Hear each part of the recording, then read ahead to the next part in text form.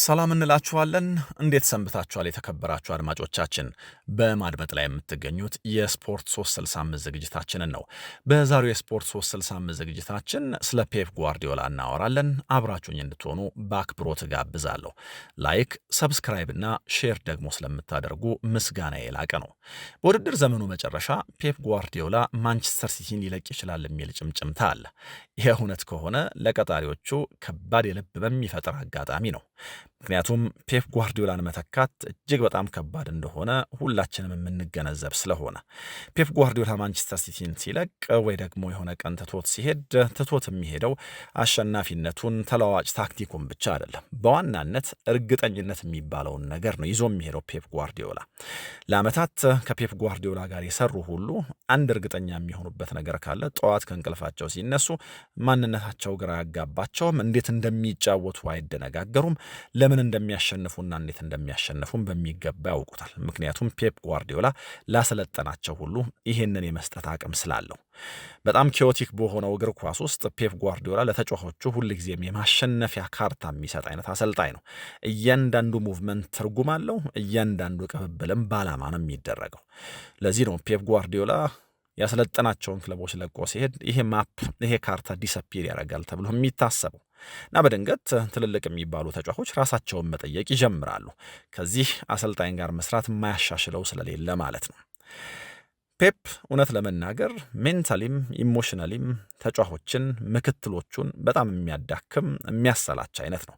ምክንያቱም ለእያንዳንዱ ጥቃቅን ጉዳይ በዝርዝር የሚዘጋጅ ሁልጊዜም ነገሮችን ትክክል ለማድረግ የሚሰራ ፐርፌክሽኒስት ስለሆነ ግን ደግሞ እንደዚህ ባለ መንገድ ሰፈር ማድረግ ዋጋ እንዳለው ተጫዋቾቹን ሁልጊዜም የማሳመን አቅም ደግሞ አለው እና እንደዚህ ያለው አሰልጣኝ ትቶት ሲሄድ የሆነን ክለብ የማሸነፍ ኦብሴሽን፣ በጣም በላቀ መንገድ የመጫወት ኦብሴሽን፣ ዋንጫዎች የማሸነፍ ኦብሴሽን፣ ሁልጊዜም የመሻሻል ኦብሴሽን ያለው አሰልጣኝ ለቆ ሲሄድ ያለ ጥርጥር ረሃቡም ሁሉም ነገር ፌድ ያደረግና ክለቦች በአቅማቸው ልክ ወይ ደግሞ በለመዱት ልክ መሰንዘር ይቸገራሉ።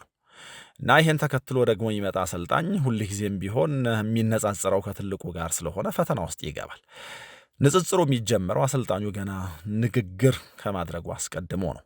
ምናልባት ደግሞ እንደ የተዋጣለት ተናጋሪ እንኳን ቢሆን ወደ ጨዋታ መጥቶ አንድ መጥፎ የመጀመሪያ አጋማሽ ቢያሳልፍ ወይ ደግሞ የተሳሳተ ቅያሪ ቢቀይር ፔፕማ ቢሆን ይሄን አያረግም የሚል ንጽጽር ይጀምራል። ይሄንን ተጫዋቾቹ ደግሞ ደጋግመው ይሰሙታል። ተጫዋቾች ብቻ ሳይሆኑ ደጋፊዎችም ቢሆን ፊል ያደርጉታል። መጨረሻ ላይ ክለቡ እንደዚህ ባለ መንገድ ወይ ደግሞ እንደዚህ ባለ ሀሳብ መተንፈስ ይህንን ማመንዠግ ይጀምራል እና አዲሱ አሰልጣኝ ነገሮቹን ሊወሳሰቡበታል፣ ይከብዱታል። እንደ ጓርዲዮላ አይነት አሰልጣኝ መተካት ከባድ የሚሆነው ሁልጊዜም ለዚህ ነው። ጓርዲዮላ ማንቸስተር ሲቲን ሲለቅ ወይ ደግሞ የለቀቃቸውን ክለቦች ሁሉ ለቆ ሲሄድ የሆነ አይነት ስብስብ ብቻ አይደለም ለቆ የሚሄደው ወይ ደግሞ የሆነ የእግር ኳስ ክለብ አይደለም ትቶ የሚሄደው፣ ትውስታውንም ጭምር ነው ትቶ የሚሄደው እና ይህንን ደግሞ ትውስታ ብዙ ጊዜ እግር ኳስ ክለቦች ከአንድ እንደዚህ ያለ አሰልጣኝ ጋር ከሰሩ በኋላ ከእንደዚህ ያለው ትውስታ እነዚህን ሜሞሪዎች መርሳት፣ እንደዚህ ያለውን ትውስታ መርሳት ወይ ደግሞ ከዚህኛው ወደሚቀጥለው ነገር መሸጋገር በጣም ይቸገራሉ።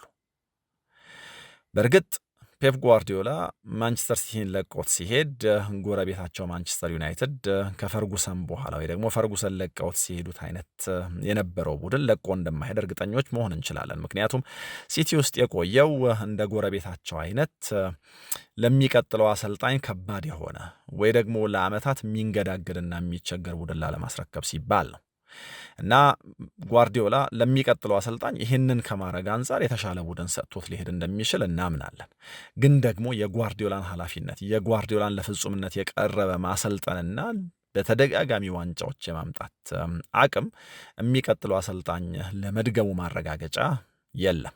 ምክንያቱም ጓርዲዮላ ባሰለጠነባቸው ዓመታት ሁሉ እጅግ በጣም የላቀ ስለመሆኑ ሁላችንም እናውቃለን። ከመልቀቅ ጋር ተያይዞ የጓርዲዮላ የመልቀቅ ዜና ማንቸስተር ሲቲ ቤት ውስጥ እንግዳ ነገር አይደለም። ከዚህ ቀደም ገና የማንቸስተር ሲቲ አሰልጣኝ ሆኖ ለ6 ወራት እንደቆየ ለስንብቱ እየተዘጋጀ ስለመሆኑ ስንብቱ ሩቅ ስላለመሆኑ ተናግሮ ነበር። በእርግጥ የዛን የነበረው ጓርዲዮላ አሁን ባለው ጓርዲዮላ አእምሮ አያስብም ወይ ደግሞ እንዳሁኑ አይነት አስተሳሰብ አልነበረውም የዛን ጊዜው ጓርዲዮላ። አንደኛ አንድ ክለብ ውስጥ ከ3 ዓመት በላይ የመቆየት ፍላጎት የነበረው ጓርዲዮላ አልነበረም የዛኔ የነበረው። እሱ እንደሚለው ወይ ደግሞ የዛኔ የማንቸስተር ሲቲ አሰልጣኝ ሆኖ በ6 ወራት ጊዜ ውስጥ የሰጠው ይህ አነጋጋሪ ቃለ ምልልስ እንደሚለው 65 ዓመት እስኪሆነኝ ድረስ ማሰልጠን አልፈልግም እና በጣም በቶሎ የምሰናበት በቶሎ ከእግር ኳስ መረቅ ይመስለኛል። እንደውም በአሰልጣኝነት ዘመን መጨረሻዬ ነው ወደ ፕሪሚየር ሊጉ የመጣሁት ወይ ደግሞ በአሰልጣኝነት ዘመን መጨረሻ የምሰራው ስራ ነው ይሄ ማንቸስተር ሲቲ ስራ የሚል ሐሳብ ነበረው ጓርዲዮላ። ይሄ እንግዲህ በጣም በብዙ መንገድ ተገለባብጦ ተቀይሮ ማንቸስተር ሲቲ ውስጥ ለ10 ዓመት የቀረበ ጊዜ ቆይቷል። ከዚህ ቀደም የትኛውም ክለብ ውስጥ ተወዳጁ ባርሴሎና ውስጥ እንኳን ይሄንን አላደረገም እና ያኔ የሽኝቴ ፕሮግራም ወይ ደግሞ ሽኝቴ አሁኑ ተጀምሯል አይነት የሰጠው አስተያየት አነጋጋሪ ነበር እና ይሄን ያለው እንግዲህ ለ6 ወራት ብቻ ማንቸስተር ሲቲን ካሰለጠነ በኋላ ነበር። በጊዜው ይሄ ጓርዲዮላ ሐሳብ የክለቡን የሥራ ኃላፊዎችም የሚገዛ ወይ ደግሞ እነሱም የሚያምኑበት ነበር። የሚደንቀው ምክንያቱም ጓርዲዮላ በአንድ ክለብ ውስጥ ከ3 ዓመት በላይ የመቆየት ዝንባሌ ወይ ደግሞ ፍላጎት እንደሌለው የድርድሩ አንድ አካል ስለሆነ ያውቁታል እና ለረጅም ጊዜ እንደማይቆይ ይረዱታል። ይልቁን በሚቆይባቸው 3 ዓመታት እንዴት አድርገን ኢንጆይ እናድርገው የሚለው ላይ እንዴት አድርገን እንደሰትበት የሚለው ላይ ጓርዲዮላ እንዴት እንጠቀምበት የሚለው ላይ ነው አጥብቀው ይሰሩ የነበረው። ከዛ ውጭ ያለ ነገር ሁሉ ተጨማሪ እንደሆነ የማንቸስተር ሲቲ የሥራ ኃላፊዎች ያምኑት ነበር ወይ ደግሞ ያምኑ ነበር። አሁን ግን የሥራ ኃላፊዎቹ ብቻ ሳይሆኑ ጓርዲዮላም በጣም በራሱ የሚገረም ይመስላል። ኦልሞስት ለ10 ዓመት የቀረበ ጊዜ ማንቸስተር ሲቲ ውስጥ ቆየ። 6 የፕሪሚየር ሊግ ዋንጫዎች አነሳ። 2 የኤፍኤ ካፕ ዋንጫዎች እዚህ ላይ ተጨመሩ። 4 የሊግ ካፕ ዋንጫዎች አሉ። የሻምፒየንስ ሊግ፣ የአውሮፓ ሱፐር ካፕ፣ የዓለም የክለቦች ዋንጫ እዚህ ላይ ሊካተቱ የሚችሉ ዋንጫዎች ናቸው። እሰናበታለሁ ካለ በኋላ ወይ ደግሞ እንደው ለጥቂት ነው የምቆየው ያለ አሰልጣኝ ይህንን ሁሉ በመቆየት ውስጥ አሳክቶታል። ያሁኑ ይሰናበታል፣ ያሁኑ ይለቃል ዜና ግን እንደ ከዚህ ቀደሙ አይነት ላይሆን እንደሚችል ደጋፊዎች የሆነ አይነት ፍራቻ አላቸው። በእርግጥ አሁንም የሲቲ ደጋፊዎች ጓርዲዮላን ማስገደድ እንደሚችሉ፣ ጓርዲዮላን ማቆየት እንደሚችሉ ሊያስቡ ይችላሉ። ግን ደግሞ የቅርብ ጊዜው ጓርዲዮላ በጣም በተለያየ መንገድ የተለዋወጡ ነገሮች እንዳሉት መረዳት እንችላለን። ምክንያቱም የከዚህ ቀደሙ ጓርዲዮላ ለምሳሌ ህዳር 2020 ላይ ኮንትራት የፈረመ፣ በተመሳሳይ ህዳር 2022 ላይ ሌላ ኮንትራት የፈረመ፣ 2024ም ይህን ህዳር ወር ተከትሎ ሌላ ኮንትራት የፈረመ ነው። የአሁኑ የኮንትራት ድርድር ግን ወይ ደግሞ በቅርብ ጊዜ ያደረጋቸው የኮንትራት ድርድሮችና ማራዘሚያዎች ግን እስከ መጨረሻው ድረስ የተጠበቀባቸው የሲቲ ደጋፊዎችን ልብ ያንጠለጠሉ ሆነዋል። ለዚህ አሁንም ጓርዲዮላን የተመለከተው ውሳኔ እንደ ከዚህ ቀደሙ እንደው የሲዝኑ አጋማሽ ላይ ወይ ደግሞ እንደው ኖቬምበር ላይ የሚደረግ አይደለም። ኖቬምበርንም አልፈነዋል። በውድድር ዘመኑ መጨረሻ የሚደረግ ሊሆን ይችላል። ስለዚህ የሲቲ ደጋፊዎች እንደው ሐሳቡን ልናስቀይረው እንችላለን ወይ ደግሞ የሥራ ኃላፊዎቻችን ይህን ማድረግ ይችላሉ እንኳ ብለው ቢያስቡ ልባቸው እንደተንጠለጠለ እስከ ውድድር ዘመኑ መጨረሻ ድረስ ሊሄዱ ነው ማለት ነው። ስለዚህ ሲቲ እዚህ ጉዳይ ላይ እርግጠኝነት ስለሌለ በጓርዲዮላ ጉዳይ እርግጠኛ መሆን ከባድ እየሆነ ስለመጣ ኮንቲንጀንሲ ፕላን ያስፈልገዋል። ሌላ አሰልጣኝ ስለመቅጠር ማሰብ ይኖርበታል። የሆነ ሆኖ ግን ጓርዲዮላ የሆነ ቀን የሲቲ አሰልጣኝ መሆኑ ሲያበቃ መቼስ በሀገር እንግሊዝ ትቶት የሚሄደው ሌጋሲ ምን ያክል ትልቅ እንደሆነ ሁላችንም እንረዳለን። ስላሸነፈው ዋንጫ ብቻ አይደለም ስለ ጓርዲዮላ የምናወራው፣ ስላሸነፈበት መንገድ አውርተን አንጠግብም። ያ ብቻ ሳይሆን በተጫወተው ተለዋዋጭ እግር ኳስ፣ በተጫወተው የፖሴሽን እግር ኳስ፣ ባስቆጠራቸው ጎሎች፣ በፈጠረው ተጽዕኖ በጣም ብዙ ስለ ፔፕ ጓርዲዮላ ለዓመታት ልናወራ እንችላለን። በእንግሊዝ እግር ኳስ 2016 ፔፕ ጓርዲዮላ በአሰልጣኝነት ሲመጣ በሊጉ ስለመቆየቱ ከሊጉ ጋር አብሮ ስለሚሄዱ ያልተጠራጠረው አልነበረም። ግን ደግሞ ከ10 ዓመት ቆይታ በኋላ ሊጉን የሚሰናበት ከሆነ ፔፕ ጓርዲዮላ እንደው ያኔው ጥርጣሬ ቀርቶ ፔፕ ጓርዲዮላ በተለየ ውዳሴ ሊጉን የሚለቅበት አንደኛው ነገር ከዋንጫዎቹም ከምኑም በላይ በጥቅሉ የእንግሊዝን እግር ኳስ ኢንፍሉዌንስ ያደረገበት መንገድ ነው። ከፕሪሚየር ሊጉ እስከ ፕሪሚየር ሊጉ ይሁን ናሽናል ሊግ ወይ ደግሞ ሰንዴይ ሊግ ሳይቀር እነዛ ጭቃማ ሜዳዎች ሳይቀሩ በጓርዲዮላ መንገድ ተቃኝተዋል። አሁን አብዛኞቹ ወጣት እንግሊዛውያን አሰልጣኞችና ተጫዋቾች እንደዚህ ባለ ቅኝት ነው የሚጫወቱት። የጓርዲዮላ የግብ ጠባቂ ምርጫ የሰንዴ ሊግ ቡድኖችም ምርጫ ሆኗል። ቡድኖቹ የሚጫወቱበት መንገድ እንደዚህ ተቀይሯል እና በሀገር እንግሊዝ ብቻ ሳይሆን በመላው ዓለም ሊባል ይችላል። ግን ስፔሲፊካሊ ባለፉት ዓመታት የቆየው እንግሊዝ ውስጥ ስለሆነ ፔፕ ጓርዲዮላ እግር ኳስን ለበጎ እንግሊዝ ውስጥ ቀይሮታል ብሎ በድፍረት መናገር ይቻላል። ለዚህ ነው አሁን በዘመናዊ እግር ኳስ በዚህ ልክ ያደረገ ወይ ደግሞ በዚህ ልክ የሰራ ወይ ደግሞ ከዚህ የተሻለ ሊሰራ የሚችል ሌላ የለም ተብሎ የሚታሰበው ወይ ደግሞ ብዙዎቻችን የምንስማማው። ልክ ነው። ፔፕ ጓርዲዮላን በተመለከተ ክርክሮች የሉም ማለት አይደለም። ደብሮይነ፣ ሲልቫ፣ አጉዌሮ፣ ሮድሪ፣ ፎደን፣ እርሊንግ ብራውት ሃላንድ አይነት ትልልቅ ተጫዋቾች በየጊዜው ይዞሩ ትልልቅ የዝውውር ገንዘብ እያወጣ ተጫዋቾች ስለሚያስፈርም ነው ማንቸስተር ሲቲ ወይ ደግሞ ጓርዲዮላ የሚያሸንፈው የሚል ክርክር የሚያነሱ አይጠፉም። ግን ደግሞ ጓርዲዮላ የዚህን ያክል ገንዘብ ባወጣባቸው ዓመታት ለምሳሌ ማንቸስተር ዩናይትድ ወይ ቸልሲ የቅርብ ተፎካካሪ ክለቦቻቸው በጣም ከፍ ያለ ገንዘብ ሳያወጡ አልቀሩም። ግን ደግሞ እንደዚህ አይነት የላቀ ቡድን ለመገንባት የላቀ አሰልጣኝ እንደሚያስፈልግ እንደ ጓርዲዮላ አይነት ባለ አእምሮ እንደሚያስፈልግ በደንብ ያሳየን ይመስላል። ምንም ያክል ጥሩ ተጫዋቾች ያስፈርም እንጂ የተጫዋቾቹ ዋጋ ከፍ ብሎ ተጫዋቾቹ አስቀድሞ ይሰጣሉ ከተባለው በእጥፍ እንዲሰጡ የማድረግና ድምር ውጤታቸውን የማብዛቱ ነገር የጓርዲዮላ ትልቁ ልህቀት ነው። በ7 የውድድር ዓመታት ውስጥ 6 የፕሪሚየር ሊግ ዋንጫ ማሳካት ከ2017-18 እስከ 2023-24 ባለው ጊዜ በእንግሊዝ እግር ኳስ በፍጹም የሚታሰብ አይነት አይደለም። እንደዚህ ያለ ዶሚናንስ በእንግሊዝ እግር ኳስ ታይቶ አይታወቅም እና በዚህ መካከል ያሸነፏቸው ጨዋታዎች ብዛት፣ ያስቆጠሩት ጎል ብዛት፣ የነጥብ ድምራቸው በጣም የሚያስደንቅ ነው እና ጓርዲዮላ የሆነ ጊዜ በስፔን ከባርሴሎና ጋር እንዳደረገው በባየርን እንደዚሁ ጀርመን ውስጥ እንዳደረገው በፕሪሚየር ሊጉም የሰዎችን ኤክስፔክቴሽን ያዛባ በጣም ብዙ ነገር አድርጎ ነው ፕሪሚየር ሊጉን የሚለቅ ከሆነ የሚለቀው። ቡድኖቹ የሚጫወቱበት መንገድ ክብረ ወሰን መስበራቸው ምናምን ሳይሆን እንዳልኩት ወደ ፕሪሚየር ሊጉ ሲመጣ በዚህ ሊግ አይሰነብትም የሚሉትን ሁሉ ደጋፊዎቹ አድርጎ ስለሆነ ፕሪሚየር ሊጉን የሚለቀው። በእርግጥ ያለፉት 18 ወራት ለፔፕ ጓርዲዮላና ለማንቸስተር ሲቲ በብዙ መንገድ ጥሩ አልነበሩ። ትዳሩ ችግር ነበረው። ማንቸስተር ሲቲ እንደ ከዚህ ቀደሙ ማሸነፍ አልቻለም። የከዚህ ቀደም ባለድል እና ትልልቅ ተጫዋቾቻቸው በተለያየ ጊዜና በተለያየ ዝውውር መስኮት ክለቡን ለቀዋል። መጨረሻ ላይ በዚህኛው የውድድር ዘመን እንደውም የካይል ዎከር፣ የኬቨን ደብሮይነ፣ የኤልካይ ጉንዶሃን የእነዚህ ሁሉ ትልልቅ ተጫዋቾች ዝውውር ወይ ደግሞ ሽኝት በአንድ ጊዜ ተፈጽሟል። በተለያየ ጊዜ ግን ማንቸስተር ሲቲ ትልልቅ የሚባሉትን እዚህ የጓርዲዮላ ቡድን ውስጥ ትልቅ አስተዋጽኦ የነበራቸውን ተጫዋቾች በተለያየ ጊዜ አጥቷል እና በዚህ ምክንያት የዚህ ቡድን መጨረሻ ደረሰው የሚል ፍራቻም ጭምር ነበረ። ፔፕ ጓርዲዮላ ግን እንደ አዲስ ቡድኑን ለመገንባት ያደረገው ጥረት በዚህኛው የውድድር ዘመን የሆነ አይነት ፍሬ እያፈራ ወይ ደግሞ የሆነ አይነት ምልክቶች እያሳየ ነው። ግን ደግሞ ያለፉት 18 ወራት በጥቅሉ ጥሩ የሚባሉ አልነበሩም። ያለፈው የውድድር ዘመን 3ኛ ሆኖ ነው ፕሪሚየር ሊጉን ያጠናቀቀው። በዚህኛው የውድድር ዘመን እንደው አገግሞ የአርሰናል ተፎካካሪ መሰለ እንጂ ያለ ስቅታ ያለ ፈተና አልነበረም የውድድር ዘመኑን ማንቸስተር ሲቲ የጀመረው። አሁን በጣም በብዙ ወጣት ተጫዋቾች በሌላ አይነት ያጫወት መንገድ ፔፕ ጓርዲዮላ በድጋሚ ብቅ ብሏል። እንግዲህ መለዋወጥ፣ አዳዲስ ነገሮችን ማግኘት የማይሰለቸው ይህ አሰልጣኝ በተመሳሳይ መንገድ ለዓመታት መጫወት ይሰለቻል የሚል ሐሳብ ያነሳል ስለ መለዋወጥ ሲያወራ። ያ ብቻ ሳይሆን ደግሞ ተጋጣሚዎች ይገምቱሃል፣ ለእንደዛ አይነት መንገድ ደግሞ ተዘጋጅተው ይመጣሉ። ስለዚህ ሁሌም መለዋወጥ አስፈላጊ ነው ብሎ ያምናል። የተለየ እግር ኳስ የሚጫወት ቡድን ነው አሁን ያለው እና ታዲያ አሁን መሻሻሎች ካሉ ይሄኛው ቡድን አርሰናልን እንደሚፎካከር ምልክቶች ከሰጠ ለምንድነው ፔፕ ጓርዲዮላ የሚለቀው የሚል ጥያቄ ሊነሳ ይችላል። ይሄ ግልጽ አይደለም።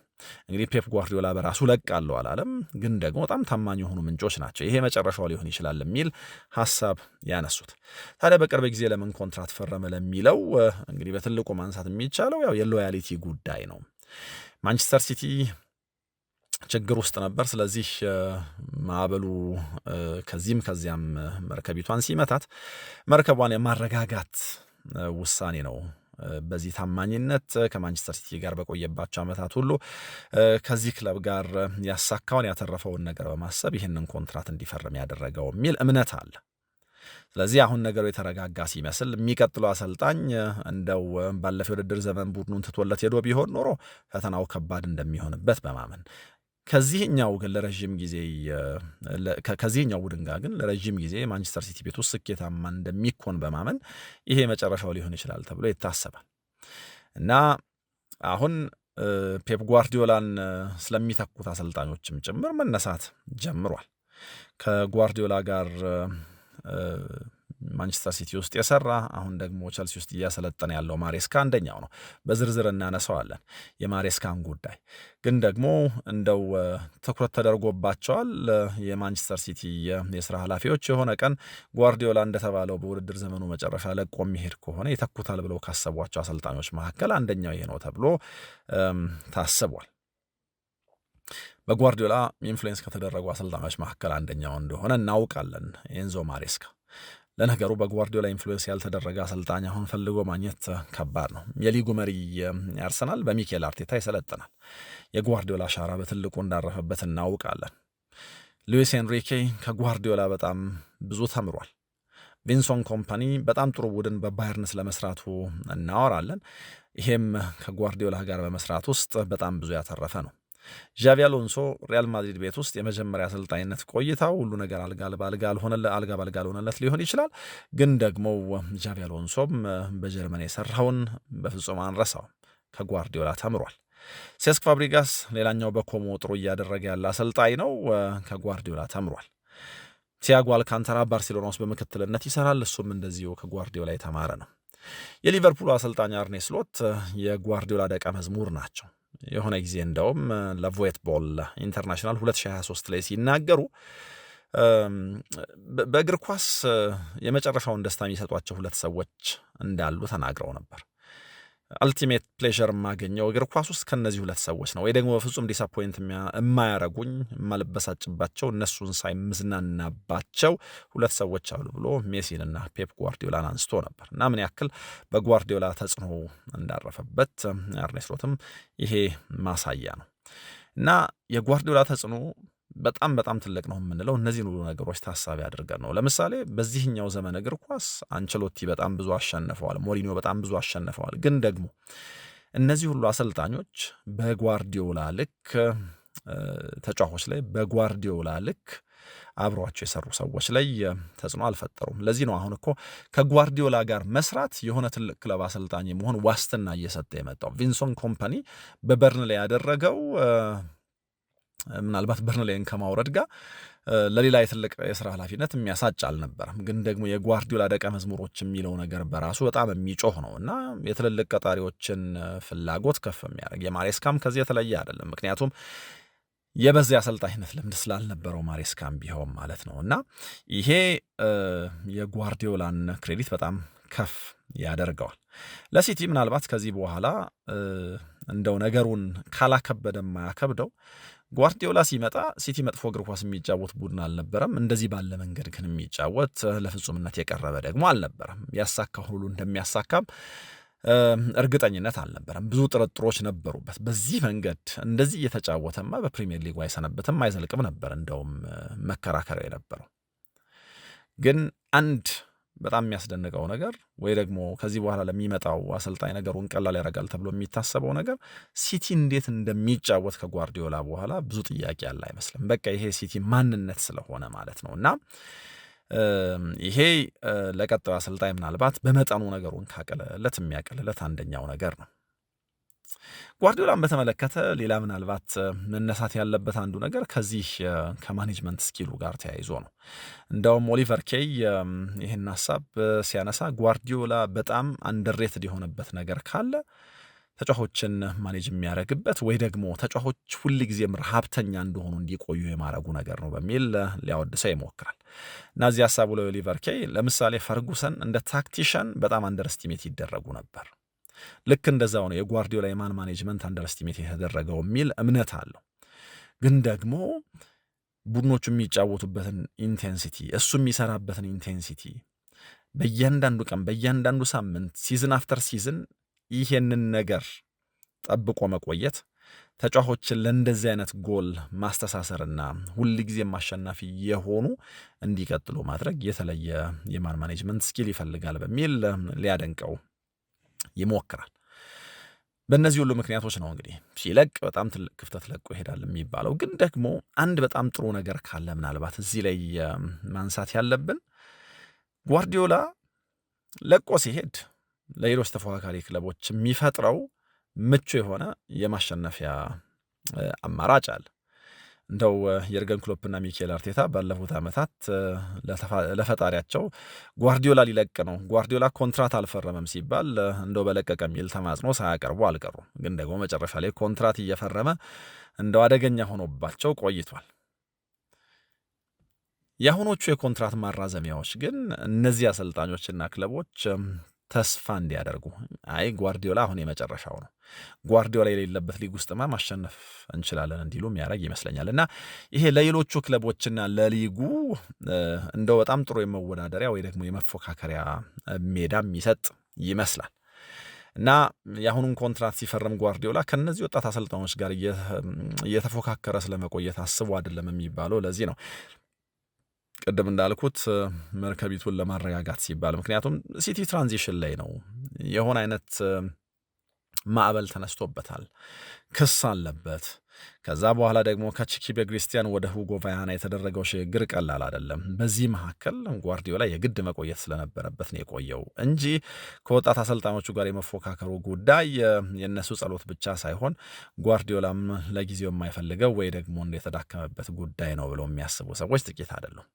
ምክንያቱም ባለፈው የውድድር ዘመን በጣም የተዳከመ የተሰላቸ የሚመስል ጓርዲዮላ ይታይ ነበር። በእርግጥ በግል ሕይወቱ ላይ የተፈጠረውም ጉዳይ ቀላል አልነበረም። በዚህኛው የውድድር ዘመን በጣም የተፍታታ ጓርዲዮላ ነው እየታየ ያለው። ግን ደግሞ ክሎፕ እንዳሉት አሰልጣኝነት በጣም ብዙ የጨለማ ጊዜያቶች ያሉት ነው።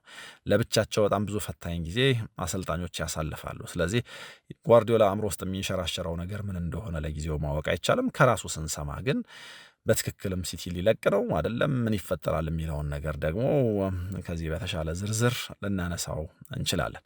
ግን በጥቅሉ ማለት የምንችለው ለ10 ዓመት ከቀረበ የሲቲ የቆይታ ጊዜ በኋላ የጓርዲዮላ ስንብት እንደ ከዚህ ቀደሙ እንደው መጀመሪያ ላይ እንዳለው የስንብት የመንገድ ላይ ነኝ እንዳለው ከዛ በኋላ ግን ለዓመታት እንደተጫወተበት ሳይሆን የእውነትም አሁን የስንብቱ መንገድ ላይ እንደሆነ በመረዳት የተለየ ግንዛቤ የምንወስድበት ይመስለኛል። ለዚህ ነው ማንቸስተር ሲቲ ማን ነው በቀጣይነት ጓርዲዮላን የሚተካው የሚለው ላይ ትኩረት አድርጎ ይሰራል የተባለው። ማን ይተካው ለሚለው ዛሬ ዴቪድ ኦርነስቴን የሲቲ የስራ ኃላፊዎች ጓርዲዮላን ይተካል ብለው ከሚያስቧቸው ሰዎች አንደኛው ኤንዞ ማሬስካ ነው የሚል ዘገባ ይዞ ወጥቷል። ከሰሞኑ ማሬስካ በራሱ በጣም መነጋገሪያ ሆኗል። እንግዲህ ከዚህ ከኤቨርተን ጋር ከተደረገው ጨዋታ በኋላ ያለፉት 48 ሰዓታት በቸልሲ አሰልጣኝነት ቆይታ በጣም መጥፎ ምላቸው 48 ሰዓታት ናቸው በሚል ድጋፍ ስለማጣቱ ስላለመደገፉ በምሬት ሲያወራ ነበር። እና ማንን ነው እንደዚህ የምትለው ተብሎ ሲጠየቅ ግን ስፔሲፊካሊ እከሌ ነው አላለም፣ ወይ ደግሞ የሆነን አካል ተጠያቂ አላደረገም። ግን ደግሞ ደጋፊዎች ስላለመሆናቸው ከደጋፊዎቹ ጋር የተለየ ቁርኝት ስለመፍጠሩ ተናግሯል። ደጋፊዎችም ከዛ በኋላ ቸልሲ ባደረገው ጨዋታ ከአሰልጣኙ ጎን እንደሆነ ለማሳየት ሞክረዋል። እንግዲህ ፔፕ ጓርዲዮላ ስለ ኤንዞ ማሬስካ በጣም ጥሩ ስሜት ነው ያለው እና ይህ አሰልጣኝ ፔፕ ጓርዲዮላ ሊተኩ ይችላሉ ተብለው ከታሰቡት መካከል አንደኛው የመሆኑ ጉዳይ ምናልባት በዚህ ሊጠናከር ይችል ይሆናል። ከጓርዲዮላ ጋር ከዚህ ቀደም መስራቱም አንድ ማንቸስተር ሲቲ ጓርዲዮላን ስለመተካት ሲያስብ ኮንሲደር ያደርጋቸዋል ከሚባሉ አሰልጣኝ ለመሆኑ ምክንያት ሊሆን ይችላል። ከካንዲዴቶቹ መካከል አንደኛው ነው፣ ብቸኛው ግን አይደለም። እና ሲቲ ማሬስካን ማሰቡ ቸልሲዎችን የሚያስጨንቅ ሊሆን ይችላል። ግን ደግሞ ቸልሲ ቤት ውስጥ ማሬስካን በተመለከተ በጣም ብዙ አይነት መከፋፈል ነው ያለው። ማንቸስተር ሲቲ ቤት ውስጥ ከወጣቶቹም ከሲኒየሮቹም ተጫዋቾች ጋር ሰርቷል። የጓርዲዮላ ምክትልም ሆኖ ሰርቷል። የጓርዲዮላ ምክትል መሆኑ የከፈተለት የስራ በር እንደሆነ በደንብ ማሰብ እንችላለን። አሁን ቸልሲ ውስጥ በስራ ኃላፊነት እንደዚህ እንዲቀመጥ ያደረገው ማሬስካ ግን በትክክል እንደው ጓርዲዮላን ለመተካት ትክክለኛው ሰው ነው ወይ? ቅድም እንዳልኩት ከብዙሃኑ አንዱ ነው። ግን ደግሞ ትክክለኛው ሰው ነው ወይ ለሚለው መጥቶ እስካልሰራ ድረስ እርግጠኛ መሆን አይቻልም። ግን ጓርዲዮላን መተካት በዝርዝር እንዳነሳ ነው በጣም ከባድ ነገር ነው። የጣሊያናዊ አሰልጣኝ የቸልሲ ኮንትራት እስከ 2029 ድረስ ይዘልቃል። ለተጨማሪ 12 ወራት ማራዘም የሚል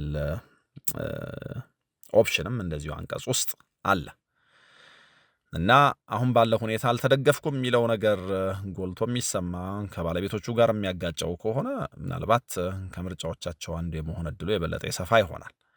ምክንያቱም የዚህ ውድድር ዘመን የአርሰናል አጨራረስ የሚኬል አርቴታን ጣፈንታ ሊወስነው ይችል ይሆናል። ግን ደግሞ ሚኬል አርቴታ በጣም የተረጋጋ ይመስላል።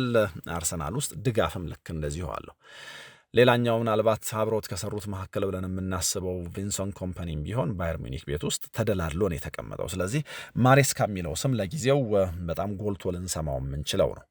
የ45 ዓመቱ ጣሊያናዊ አሰልጣኝ ኤጀንቱን ለውጦ ከሜንዴዝ ጋር መስራት ጀምሯል። ስለዚህ እንደዚህ ያሉ ትልልቅ ስራዎች፣ እንደዚህ ያሉ ትልልቅ ኃላፊነቶች ሊመጡለት ይችላሉ ማለት ነው። ጓርዲዮላ ከሲቲ ጋር ያለውን ነገር በተመለከተ ኮንትራቱን በተመለከተ ያለፈው ግንቦት ወር ላይ ከኤስፒኤን ብራዚል ጋር ሲያወራ በእርግጠኝነት ከሲቲ ጋር ያለኝን ነገር ከጨረስኩኝ በኋላ ለጊዜው እግር ኳስን አቆማለሁ ብሏል። ምናልባት ጡረታ ስለመውጣቴ ወይ ደግሞ ድጋሚ ወደ እግር ኳስ ስላለመመለስ የማውቀው ነገር የለም፣ ግን ደግሞ ያለ ጥርጥር እረፍት ወስዳለሁ ብሏል እና አሁን የዛ የእረፍት ጊዜ ደርሷል ወይ? እንግዲህ ዛሬ የወጡት መረጃዎች እንደዛ የሚሉ ናቸው።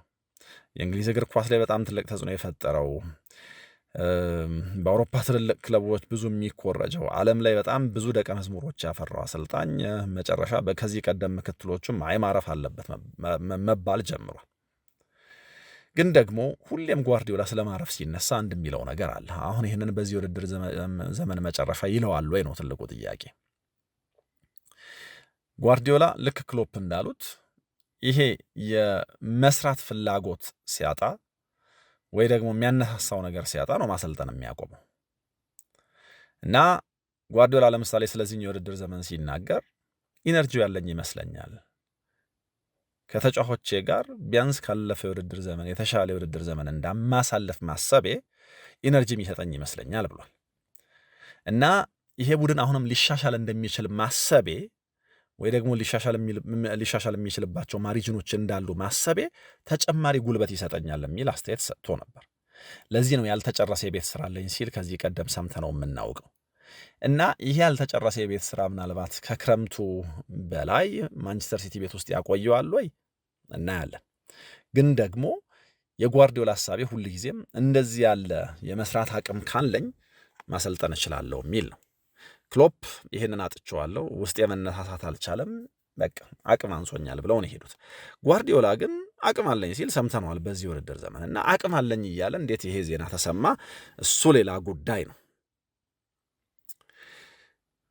እንግዲህ መጨረሻው ምን ይሆናል እናያለን። የማሬስካ ጉዳይ ግን እንዳልኩት በትልቁ ተነስቷል። ከሌስተር ጋር በጣም ጥሩ ጊዜ ነው ያሳለፉት። ከዛ በኋላ ወደ ቸልሲ ከመጡ በኋላ ግን በጣም ከፋፋይ ናቸው። ቸልሲን በእርግጥ በእነዚህ አዳዲሶቹ ባለሀብቶች ስር ወደ ሻምፒየንስ ሊግ የመለሱት ማሬስካ ናቸው። ቸልሲ ውስጥ በጣም ተስፋ የሚሰጥ ነገር ማሳየት ችለዋል። የኮንፈረንስ ሊግ ዋንጫ ማንሳት ችለዋል። አዲሱን የክለብ ወርልድ ካፕ እንደዚሁ ዋንጫ ማሳካት ችለዋል። በዚህ ውድድር ዘመን እንደዚሁ 4ኛ ደረጃ ላይ ተቀምጠዋል። 2ኛ ደረጃ ላይ ካለው ሲቲ በ6 ነጥብ አንሰው፣ ግን በጣም ብዙ ጥያቄዎች አሉበት የማሬስካ ነገር። መሻሻሎች እንዳሉት እናውቃለን፣ ግን ደግሞ ያም ቢሆን ያለ ጥያቄ አይደለም ቸልሲ ውስጥ እና እንግዲህ ከበላዮቻቸው ጥያቄ የኖርባቸው ወይ ደግሞ አለመተማመን የበቀደሙን ሐሳብ ያነሱት ከዛ ተነስተው ነው ከምን እናያለን። ጓርዲዮላ ግን ዓለማችን ላይ ካሉ በጣም ምርጥ አሰልጣኞች መካከል አንደኛው ነው። ቸልሲ ውስጥ የሰራው ነገር በቂ ክሬዲት አልተሰጠውም የሚል ሐሳብ ስለ ማሬስካ ያነሳልና ጓርዲዮላ የሆነ ቀን ማሰልጠን ሲያቆም እንግዲህ ሪኮመንድ ከሚያደርጋቸው አሰልጣኞች መካከል አንዱ ይሆናል ወይ ደግሞ እንደው በጓርዲዮላ ሪኮመንዴሽን ነው ወይ የሆነ ቀን ማንቸስተር ሲቲ ቤት ውስጥ ሊያሰለጥን ይችላል በድጋሚ የሚለው ዜና በስፋት የተሰማው እናያለን። በዚህ ውድድር ዘመን ለአራት ዋንጫዎች የሚፎካከር ቸልሲ ነው ያለው። ይህንን ቡድን እያሰለጠነ ነው። ትልቁ ጥያቄ እንግዲህ ከማሬስካ ጋር ያው የኮንሲስተንሲ ጥያቄ ነው። ኮንሲስተንት አይደለም በሚል ማለት ነው። ወደ ማንቸስተር ሲቲ የሚመጣ ከሆነ ይሄ ኮንሲስተንሲ ኢሹ ትልቅ ጥያቄ ነው የሚሆነው። ምክንያቱም የሚተካው አሰልጣኝ በአንድ የውድድር ዓመት 2017-18 ይመስለኛል 100 ነጥብ ሰብስቦ የጨረሰ በመደዳ 4 የፕሪሚየር ሊግ ዋንጫዎች ያነሳ እና የውድድር ዘመኑን ሲጀምር ዋንጫ እንደሚያነሳ እርግጠኛ የሚኮንለት የነበረ ቡድን ነው እና ኮንሲስተንት ያልሆነ ሪሶርሱ እያለው በሚገባ አልሰራም ተብሎ የሚታማ አሰልጣኝ ይህንን ቡድን በምን አይነት መንገድ ያሻሽለዋል? የጓርዲዮላንስ ጫማ እንዴት ያጠልቃል? ትልቅ ጥያቄ ይሆናል። ግን ደግሞ የማንቸስተር ሲቲ ሰዎች የሚያዩት በትክክል ማሬስካን ከሆነ ወይ ደግሞ ውሳኔያቸው ማሬስካ ከሆነ የተሻለ ከባቢ መፍጠር ማሬስካ ውስጥ ያለውን አቅም የበለጠ ማውጣት እንችላለን ብለው ያስባሉ ማለት ነው። እንግዲህ ጓርዲዮላ ማንን ሪከመንድ ያደርጋል የሚለው በራሱ በጣም አነጋጋሪ ነው። ሰር አሌክስ ፈርጉሰን የዩናይትድ አሰልጣኝነት ቆይታቸው ሲጠናቀቅ ብዙ ምርጫዎች ነበሯቸው፣ ግን ደግሞ እሳቸው የመረጡት ቹዝን ዋን ያሉት ዴቪድ ሞይስን ነበር። አልሰራም ቁማሩ እና ከዚህ መነሻ አንዳንድ ጊዜ አሰልጣኞች ተተኪያቸውን መምረጣቸው ትክክል አይደለም የሚል የሆነ አይነት መከራከሪያ ይነሳል። ጓርዲዮላ እንደዚህ ባለ መንገድ የሚተካውን ይመርጣል ወይ? እንደው አሁን የማሬስካ ስም ቅድም እንዳልኩት ሲነሳ የጓርዲዮላ አድናቆት ስላለበት ወይ ደግሞ የጓርዲዮላ ሪኮሜንዴሽን ስላለበት ነው ወይ የሚለውን ነገር እንግዲህ የእውነት ይሄ ነገር ሲሳካ ጓርዲዮላም ሲለቅ ማሬስካም ሲመጣ ሊሆን ይችላል የምናየው። እንደዚህ ባለ መንገድ ሲቲን የሚለቅ ከሆነ ግን ተጨማሪ ዋንጫ ሳያመጣ በዚህ የውድድር ዘመን ዋንጫ ሳያሳካ የሚለቅ ከሆነ ለማንኛውም ጓርዲዮላ 18 ዋንጫዎች ሰብስቦ ነው ክለቡን የሚሰናበተው እና ደግሞ ዘንድሮ ዋንጫ ማያሳካ ከሆነ በተለይ በሊጉ በክለብ የአሰልጣኝነት ቆይታው ለመጀመሪያ ጊዜ ነው በሁለት ተከታታይ የውድድር ዓመታት የሊግ ዋንጫ ሳያነሳ የሚለቀው። ይሄ እጦቱን ሳይሆን ስኬቱን የበለጠ የሚያሳይ ይመስለኛል። ለመጀመሪያ ጊዜ ነው በሊግ የአሰልጣኝነት ቆይታው ለሁለት ተከታታይ የውድድር ዓመታት ዋንጫ ያላነሳው የሚለው ነገር በጣም የሚያስገርም ነው። ሲቲን ዘንድሮ ጓርዲዮላ የሚለቅ ከሆነ ጓርዲዮላ ብቻ ሳይሆን ምናልባት የኮንትራት ዘመናቸው መጨረሻ ላይ ያሉት በርናርዶ ሲልቫና ጆን ስቶንስም ይለቃሉ። ይሄ የሆነ ምዕራፍ ማንቸስተር ሲቲ ቤት ውስጥ የሚዘጋ ሊሆን ይችላል። የሲቲን ከዛ በኋላ ያለ የእግር ኳስ ዘመን በጣም በብዙ መንገድ ዲፋይን የማድረግ አቅም ያለው ነው። እንዳልኩት ግን በጣም ጥሩ ነገር ለሚቀጥለው አሰልጣኝ ሁሉንም ነገር አክብዶት አይሄድም። ፔፕ ጓርዲዮላ ልክ ነው። በጣም ፍጹም ለመሆን የቀረበ ቡድን ሰርቷል። በጣም ጠንካራ ቡድን ገንብቷል። አሸናፊ ማሽን ገንብቷል። ግን ደግሞ ከስብስብ አንጻር የሚመጣው አሰልጣኝ መፎካከር፣ ወደ ዋንጫ መጠጋት እንዲችል የሚረዳ ስብስብና አስተሳሰብ ትቶለት ነው የሚሄደው። ፊል ፎደንና አርሊንግ ብራውት ሃላንድ አይነት ተጫዋቾች ገና 20ዎቹ አጋማሽ ላይ ስላሉ ማለት ነው። እና ሲቲ የፕሮጀክት አሰልጣኝ ነው የሚያስፈልገው። ለዚህ ደግሞ ማሬስካ ጥሩ ምርጫ ሊሆን ይችላል ከነ ጥያቄዎቹ። ያው የጓርዲዮላ ደቀ መዝሙር እንደሆነ እናውቃለን። እሱም ልክ እንደ ጓርዲዮላ ሁሉ በተለየ መንገድ ቼዝ እና እግር ኳስ ያላቸውን ቁርኝት ለማጉላት የሚሞክር ነው እና በጣም ጥልቅ ዝግጅት ከጨዋታዎች በፊት የሚያደርግ ዲሲፕሊን፣ በጣም ጥሩ ታክቲሻን ነው። የፖዚሽናል ፕሌይ ነገር ከጓርዲዮላ ጋር ተያይዞ ከተነሳ ይህንን በትክክል ሊተገብሩ ከሚችሉት አንደኛው ነው ብሎ ማመን ይቻላል። ምክንያቱም ጓርዲዮላን በጣም በተለየ መንገድ ከሚከተሉት አንደኛው ነው እና እግር ኳስን ልክ እንደ ቼዝ ቦርድ የሚያሰልጣኝ ነው እና ለአንዳንዶች ይሄ ከጓርዲዮላ ጋር የሚያመሳስለው ነገር ከጓርዲዮላ በኋላ ሲቲን ማሬስካ ቢረከብ በተሻለ መንገድ እንዲጫወት ያስችለዋል ብሎ የሚያሳምን ሐሳብ ነው። ሌሎች ደግሞ እንደው የሚጫወተው የፖሴሽን እግር ኳስ በጣም አሰልቼና ዝግ ያለ ነው ደግሞ የሚል ሐሜት አለ። ለማንኛውም ግን በየትኛውም መንገድ ማሬስካ ማምጣት ራሱን የቻለ ቁማር ነው። ምክንያቱም በሌስተር አንድ ሙሉ የውድድር ዘመን የቆየው፣ በእርግጥ ከቸልሲ ጋር አንድ ሙሉ የውድድር ዘመን ቆየ፣ ዋንጫዎች ማሸነፍ ቻለ። ግን ከዛ ፊት የነበረው ልምድ የጓርዲዮላ ምክትል ከመሆኑ ውጪ በዋና አሰልጣኝነት ፓርማን በጣም መጥፎ የሚባል ከፓርማ ጋር የ14 ጨዋታ ቆይታ ማድረጉ ነው። ግን በጣም በብዙ መንገዱ ፔፕን ለመምሰል የሚሞክር ስለሆነ እንደው ለፔፕ የቀረቡ ሰዎች ሲፈልጉ እንደ አንድ ምርጫ መታሰቡ ብዙ ጥያቄ የሚያስነሳ አይደለም። ልክ እንደ አብዛኞቹ ወይ ደግሞ ዶሚናንት እንደነበሩት የፔፕ ቡድኖች በ4-3-3 የጨዋታ አቀራረብ የሚታወቅ ከኳስ ጋር ደግሞ ወደ 3-2-5 የሚቀየር ፉልባኮቹን ኢንቨርት እያደረጉ ወደ አማካይ ክፍል እንዲገቡና ሼፑን እንዲለውጡ ትዕዛዝ የሚሰጥ ኑሜሪካል አድቫንቴጅ ከመውሰድ ጋር ልክ የፔፕ አይነት ኦብሴሽን ያለበት በተለይ ደግሞ የአማካይ ክፍሉን ዶሚናንስ ሁልጊዜም ወይ ደግሞ ኑሜሪካል አድቫንቴጅ በቁጥር መብዛት ሁልጊዜም አጥብቆ የሚሰብክ ነው። በየሄደባቸው ክለቦች ተጫዋቾች ሀሳቡን እንዲረዱት መጀመሪያ ሜዳ ላይ ከመስራቱ በፊት እንደ ዋይት ቦርድ ላይ በጣም ብዙ ለማስተማር የሚሞክር አይነት ነው። ይህንን ቸልሲ ውስጥ አድርጎታል። ሌስተር ውስጥም በተመሳሳይ አድርጎታል እና የፕሮጀክት አሰልጣኝ ከሆነ ማንቸስተር ሲቲ ከፔፕ ጓርዲዮላ በኋላ የሚፈልገው በጓርዲዮላ መንገድ የሚጫወት ሊሻሻል የሚችል ሩም ያለው አሁን ደግሞ በፕሪሚየር ሊጉም ደግሞ ኤክስፒሪየንስ እያዳበረ ያለ አንድ ምርጫ ነው። ዛሬ እንግዲህ የሱ ስም ነው በትልቁ የተነሳው ከሌሎች ምርጫዎች አንደኛው ነው ተብሎ የሆነ ጊዜ ፔፕ ጓርዲዮላ ባርሴሎና ውስጥ ሲሳካለት ሁሉም ክለብ የራሱን ፔፕ ይፈልግ ነበር። ለምሳሌ የፔፕ ጓርዲዮላን መንገድ በመከተል ሪያል ማድሪድ ዚነዲን ዚዳንን ወደ አሰልጣኝነት አመጣው። ከዚዳን ጋር ተሳካለት። በጣም ብዙ ክለቦች የቀድሞ ሌጀንዶቻቸውን ወደ አሰልጣኝነት በማምጣት ይህንን ሞክረዋል። ቸልሲ በራሱ ፍራንክ ላምፓርድን አምጥቶ ሞክሯል። እግር ኳስ ውስጥ እንደዚህ ያለ ዝንባሌ እንዳለ እናውቃለን። እና የሆነ ጊዜ ደግሞ እንደው ሚኬል አርቴታ ወደ አርሰናል መጥቶ ሲሳካለት እንደው በዋንጫ እንኳን ባይታጀብ አርሰናልን ግን ካቀረቀረበት ካጎነበሰበት ቀና ሲያደርገውና ወደ ተፎካካሪነት ሲያመጣው ሁሉም የራሱን አርቴታ ደግሞ መፈለግ እንዳለበት ይታመን ነበር እና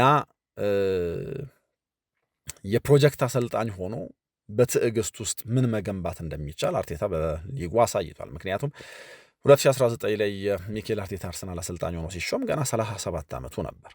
ይህንን ሞዴል በጣም ብዙ ክለቦች ከዛ በኋላ ሊከተሉት ሞክረዋል እና ደግሞ እግር ኳስ ውስጥ የአሰልጣኝ ቅጥር የሆነ አይነት ፋሽን ነው እና ይህንን ብዙዎች ይከተላሉ። በእርግጥ የአርቴታ ቅጥር በጣም ብዙ ጥያቄዎች ያሉት ነው ወይ ደግሞ ያለማስጠንቀቂያ የሚመጣ አይደለም። ስትራክቸራሊ ብዙ ነገሮችን ሪሼፕ ማድረግ ነበረበት። አርሰናል ከፍ ያለ ገንዘብ ማውጣት ነበረበት። ከዛ ደግሞ ይህንን ሁሉ አድርጎ የበዛ ትዕግስት ያስፈልገው ነበር።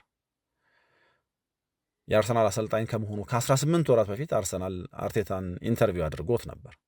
ግን ደግሞ መጨረሻ ላይ ልምድ የለውም በሚል ልምድ ያለውና የተሻለ ነው የሚሉትን አሰልጣኝ ኡናይ ኤምሬ የቀጠሩ ኋላ ላይ አርቴታን አመጡት። ማሬስካ ከአርቴታ በ2 ዓመት የዕድሜ ታላቅ ነው።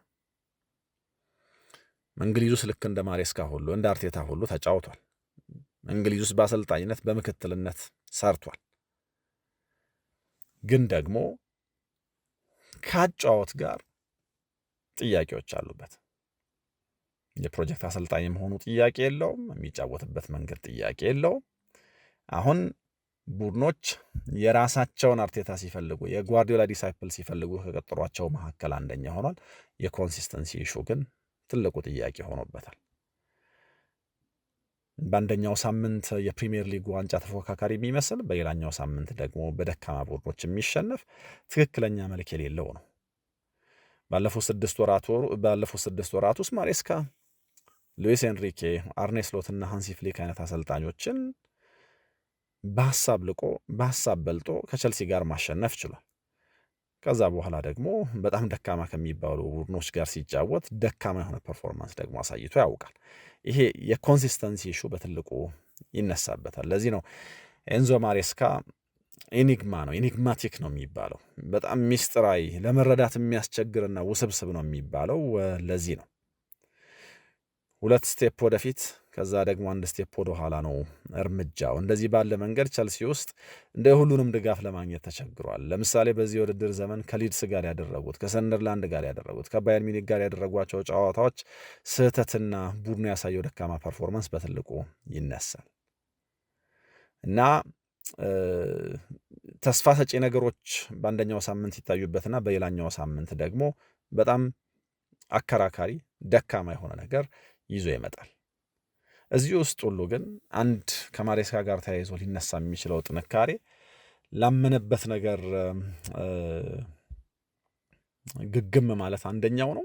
ሌላኛው ግን በምንም አይነት መንገድ የሚለዋወጥ አይነት አይደለም። ሁልጊዜም ባላንሱን አይሰትም ይሉታል። ለምሳሌ የቸልሲ ኮባሃም ትሬኒንግ ግራውንድ ላይ ከሽንፈት በኋላ ተጫዋቾቹ ላይ ሲያንባርቅ ካሸነፈም በኋላ በጣም በተለየ ደስታ እንደው ሲፈነጥዝ አይታይም። ኦራተር አይደለም፣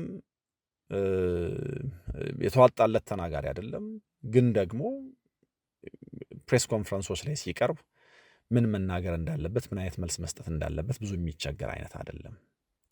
ይህ በሁሉም ረገድ ሊሻሻሉ የሚችሉ ነገሮች አሉት፣ የሚያጠያይቁ ነገሮች እንዳሉት ሁሉ የማንቸስተር ሲቲ የስራ ኃላፊ ከመሆኑ የፔፕ ጓርዲዮላን ጫማ ከማጥለቁ በፊት ግን ቢያንስ በዚህኛው የውድድር ዘመን ቸልሲ ውስጥ በጣም ብዙ ጥያቄዎች መመለስ ማሳመን የሚኖርበት ይመስላል። ቅድም እንዳልኩት የሆነ ጊዜ ለስራ ኃላፊዎቹ ለተጫዋቾቹ የሆነ ጊዜ ጓርዲዮላ የመልቀቅ ዜና በጣም አስደንጋጭ እንደሚሆን እናውቃለን።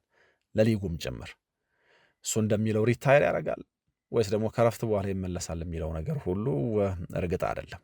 ያለ ጥርጥር ግን በሊጉ ታሪክ ከታዩ ብቻ ሳይሆን በእግር ኳስ ዓለም ካየናቸው እጅግ የላቁ አሰልጣኞች ሁሉ አንደኛው ነው። የምንጊዜም ትልቁ ይሉታል። በጣም ብዙ መከራከሪያዎች አሉ። እግር ኳስን እንደዚህ ባለ መንገድ ለበጎ የቀየሩ ጥቂቶች ናቸው። አዳዲስ ሀሳቦችን በማምጣት እንደየጊዜው በመለዋወጥ ብዙ ትልልቅ ስራዎች ሰርቷል ፔፕ ጓርዲዮላ።